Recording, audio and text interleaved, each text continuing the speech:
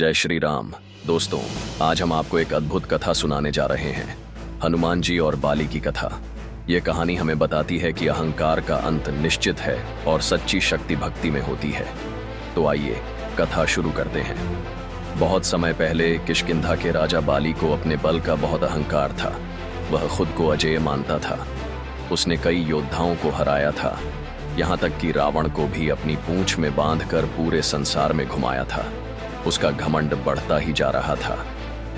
इसी समय हनुमान जी जंगल में ध्यान लगा रहे थे।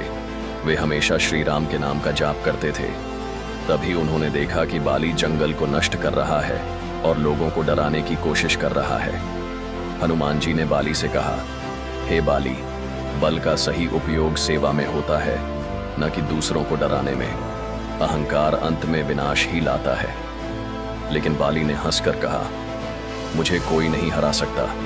अगर कोई मुझसे ज्यादा बलवान है तो उसे मेरे सामने लाओ। बाली के इस घमंड को देखकर हनुमान जी ने उसे युद्ध की चुनौती दे दी। अगले दिन पूरे नगर में यह घोषणा कर दी गई कि हनुमान और बाली के बीच एक भयंकर युद्ध होगा। लोग बड़ी उत्सुकता से इस युद्ध का इंतजार करने लगे। जब हनुमान जी युद्ध के लिए जाने लगे, तभी आकाश से ब्रह्मा जी प्रकट हुए।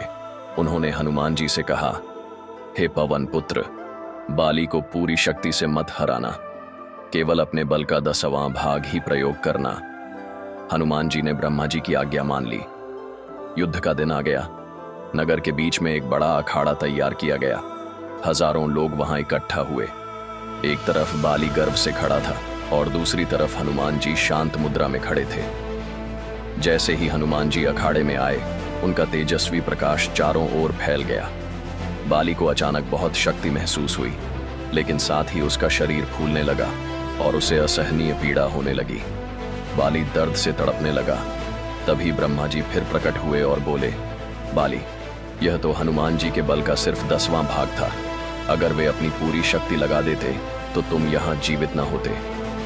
बाली को अपनी गलती का एहसास हुआ। उसने हनुमान जी के चरणों में गिरकर क्षमा मांगी। हनुमान जी ने उसे आशीर्वाद दिया और कहा, सच्ची शक्ति अहंकार में नहीं, बल्कि भक्ति और सेवा में होती है। बाली ने प्रण किया कि अब से वह अहंकार छोड़कर श्री राम की भक्ति करेगा। इस कथा से हमें यह सीख मिलती है कि अहंकार का नाश निश्चित है और सच्ची शक्ति भक्ति और प्रेम में होती है। बोलो पवन पुत्र हनुमान की जय। जय श्री राम। आपको यह कथा कैसी लगी?